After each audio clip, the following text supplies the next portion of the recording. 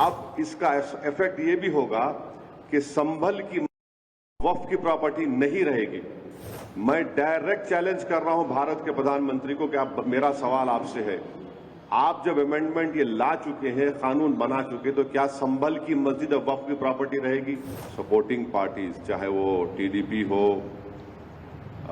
JDU की नीतीश कुमार हो, चिराग पासवान हो, जयंत चौधरी हो, मांझी साहब हो, या फिर कुमारस्वामी हो, तो इनकी सपोर्ट से बीजेपी ने एक काले कानून को बनाया है और ये इस बात को बताता है कि मुसलमानों पर बीजेपी उनको शक की निगाहों से देखती है।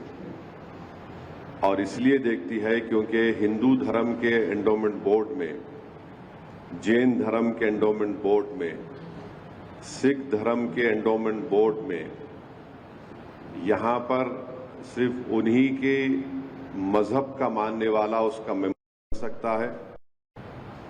इन धर्म के बोर्डों में लिमिटेशन एक्ट अप्लाई नहीं होता।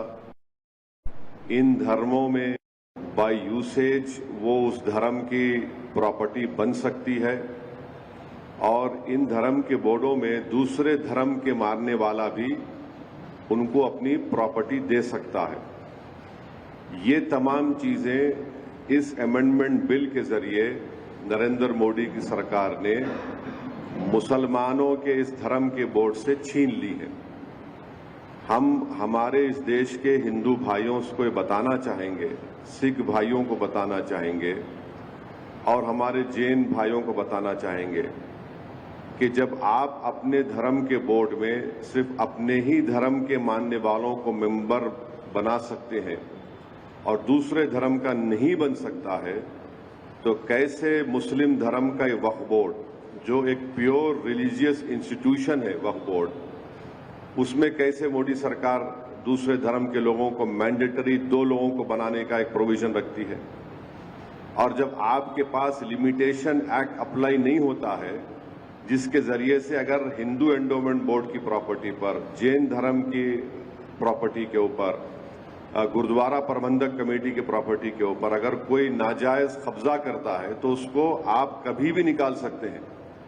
वो मुस्लिम धर्म के एंडोमेंट बोर्ड पर लिमिटेशन एक्ट अप्लाई करके नरेंद्र मोदी की सरकार एंक्रोचर को मालिक बनाना चाह रही है एडवर्स पोजेशन की बुनियाद पर। और फिर आर्टिकल 26 के तहत हर रिलीजियस डिनोमिनेशन को अपने रिलीजियस चैरिटेबल ऑर्गेनाइजेशन बनाने का इख्तियार मिलता है, उसको एडमिनिस्टर करने का इख्तियार मिलता है और मूवेबल और इमूवेबल प्रॉपर्टीज को हासिल करने का इख्तियार मिलता है। ये मुसलमानों से छीना जा रहा है और आपको मैं बार बार समझा रहा हूं कि इस मुस्लिम धर्म के इस बोर्ड में जो अमेंडमेंट्स नरेंद्र मोदी की सरकार ने और चंद्रबाबू नायडू, नीतीश कुमार, चिराग पासवान, जयंत चौधरी, मांझी साहब ने और कुमारस्वामी ने किया है, उसमें सेक्शन 3D आप पढ़िए। सेक्शन 3D को जब पार्लियामेंट में ये बिल डिबेट हो रहा था, उसको बुज़दिली से अमेंडमेंट को पेश किया गया और अमेंडमेंट क्या बोलता है कि जो भी मस्जिद, दरगाह, खानखा, आशुरखाने, इमाम बाड़े लॉजिकल ऑफ इंडिया रहेंगे, अब ये बिल होने के बाद उनका रजिस्टर एज ए वक्फ प्रॉपर्टी नहीं। अब आप मेरे को बताइए, सच्चर कमेटी में 180 प्रॉपर्टीज, जो सच्चर कमेटी ने, आप उसके लास्ट पेजेस देखिए, आखिरी के 8-10 पेजेस में 180 प्रॉपर्टी सच्चर कमेटी ने कहा कि एएसआई के इलीगल ऑक्यूपेशन में है। इस सेक्शन 3D के तहत हम उस 180 प्रॉपर्टीज को खो देंगे, जिसमें मस्जिद, खानखाएं भी हैं, कब्रिस्तान भी है, दरगाहें भी हैं, सब है। अब इसका इफेक्ट ये भी होगा कि संभल की वक्फ की प्रॉपर्टी नहीं रहेगी।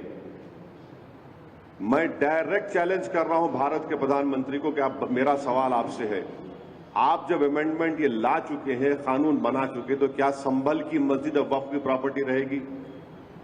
क्या ज्ञानवापी की मस्जिद वक्फ की प्रॉपर्टी कहलाएगी? क्या मथुरा की मस्जिद वक्फ की प्रॉपर्टी कहलाएगी?